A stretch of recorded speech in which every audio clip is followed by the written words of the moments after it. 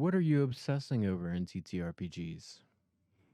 So do you ever we had a great session of D&D, and then after the session, your mind is still going through the pretending game, and yeah, here I'm at 58. I've been told years old, and we'll play a big long session or whatever, and I'll go to bed still thinking about that stuff. And oh yeah, so some things you just get obsessive with, you Yeah. know, whether it's your current character or if you're DM, the current world that you're building, or more likely it's the next world you're Yeah. thinking of. That I should be prepping for the session in Wildmount tomorrow, but I'd rather daydream. but my mind is daydreaming about this other world that I've thought of.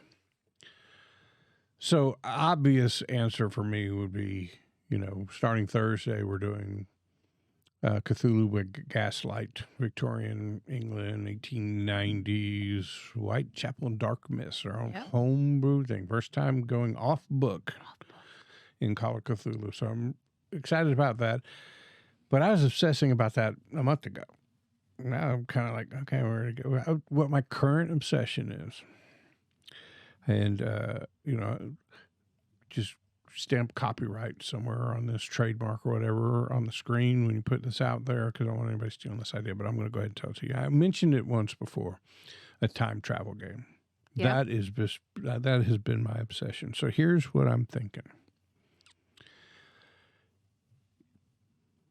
The year's 2133.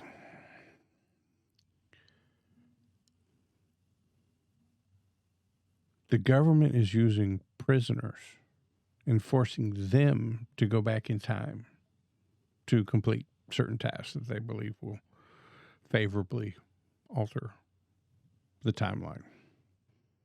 And I think the title of it is Hard Time. Doing hard time, Nice. right? And so my mind is obsessing about, okay, how do you make that work, right? So, in my mind, it's like you're a prisoner in this place, and then one day you get yanked out of your cell and you're brought into a room and you get thrown in a chair and strapped down to it, and holy shit, they're going to electrocute me. And look over and there's 4 other chairs and other people getting strapped down to it. And then you get a quick briefing. This is, you're going to such and such a place, and go for it. This is what you got to do. And if you do that, then we're going to knock 3 years off Your sentence. off your sentence, right? So you can go and do whatever event. It could be very episodic. Or, I could see, well, characters would probably want to get out from under that. So would it be better to escape prison in a whole different time Yeah. than try to escape prison In my current present? And so if you try to escape then what are the mechanisms? They send you back in time to do a task. What's to keep you from just walking off into the sunset, right? So there has to be some way that they have of getting you back. I'd have to work through all that. One mechanic that I'm really interested in based on a TV show, and I should have looked up the name of this TV show. It's really good. I'll get it for you. You should check it out. It's really awesome. You can't go back in time any further than the current date of a time traveler living. So let's say I send a time traveler in 1950. Mm-hmm.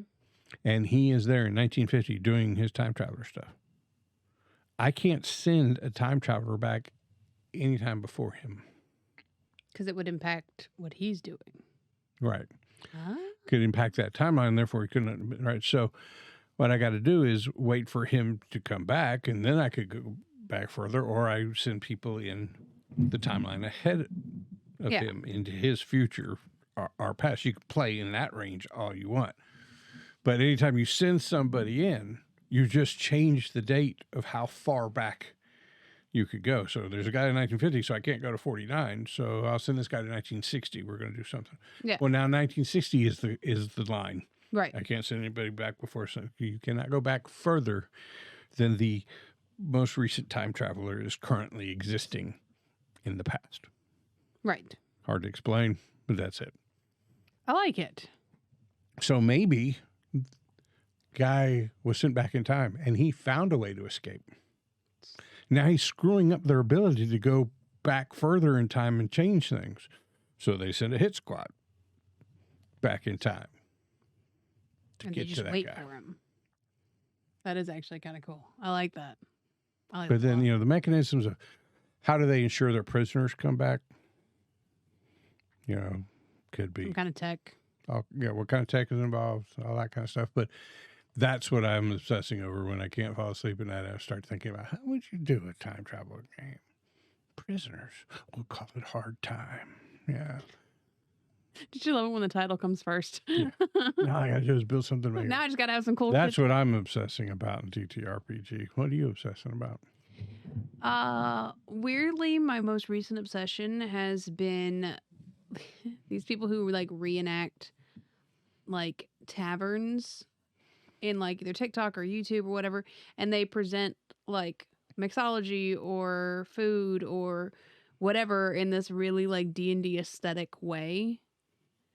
And I'm 100% there for it, and I really enjoy it because one, the food looks delicious, but two, it's just so it's like comforting and wholesome. You And got they like this, cosplayed while they're doing this yeah, in this and they room have that looks like a tavern. And they have like whole storylines. Like there's one he's like an ex-paladin who's retired and he runs a tavern, and so when like the storyline progresses, like he sees the group come back, but they're missing a person. He has like these flashbacks to his group where he was an adventurer, but then he flashes back and he's like serving them ale, and then it's such a bite-sized little story that it's just enough information to like keep me hooked on, but it's not like really massively overwritten.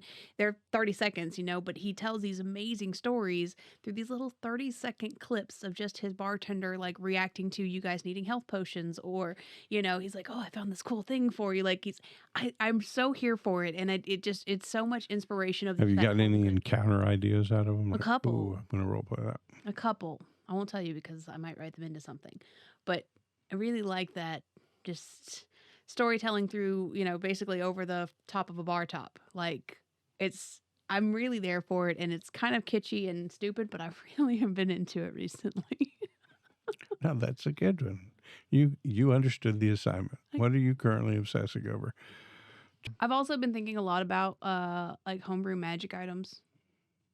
I really like homebrew magic items, like when you were talking about the brooch, that you made for Tim. Clockwork Dragonfly, yeah. Yeah, that kind of stuff. So like really thinking about like really cool magic items that can be put into games. I really like those. So I've been thinking about those quite a bit in my off time. And then like getting ready for your Call of Cthulhu campaign, like I'm very excited about that. And I was trying to work on accents, me and John, I think both. And then John decided he wasn't going to do the accent because he couldn't get it right. I don't have time. I don't have time to prep it up. Yeah. And I don't want to disrespect the game by coming up with what I have for a British accent now. I don't think you're going to get any accents in this one, bud. I don't know that you're British. Like, So don't let the fact that you're not going to do an accent then direct, what the nationality is of your character. No. You can be a British person and just talk like John. So you don't have to say, well, since I can't do a British accent, I'm going to make this guy a transplanted American. You can do that. I'm just saying, don't feel like you're obligated to, because I've only got a couple British accents, and I fall out of them a lot. Yeah. Too. So a lot of the NPCs are just gonna sound like me. That's okay. We like you. Aw. No. Cute. Well, yeah. But yeah, that is one of my TTRPG obsessions, like the Cthulhu by Gaslight. I can't wait to play. Playing the opening scene in my head a little bit, figuring out how to get you guys into things. So yeah. And I'm really excited about it because, with the written scenarios, they pretty much gave you an entry point. This is how the characters get it here. So, have the characters work out how they knew each other and what put them here. When we did that first one with the thing in the attic. Yeah, I don't Black Beyond Edge of Darkness. Yeah. Yeah. That one was easy, right? It's like this dude's in a hospital and he was a teacher at Miskatonic University. Right. Okay, well, here's a student. That one was easy. You know. Here's a professor. That one was easy. You know. Bang, So, bam. but in ours, right, we get to make it whatever we want. Yeah. And I love homebrew. so sometimes it felt a little rigid in some of the written scenarios, and other times it was like not rigid enough. Like, What do I do? I don't know where to send them. Playing pre-mades is always kind of a hit or miss experience too. Yeah, it's like a crutch and a limitation at the same time. So, Yep. I'm looking forward to it because I can't fuck it up. You can't. It's your Because story. whatever I said it was is what it is. Exactly. I don't look, Forgot to tell you about that. an hour after the session. Oh shit, I got that wrong. And I guess it's just the way it is. Yep.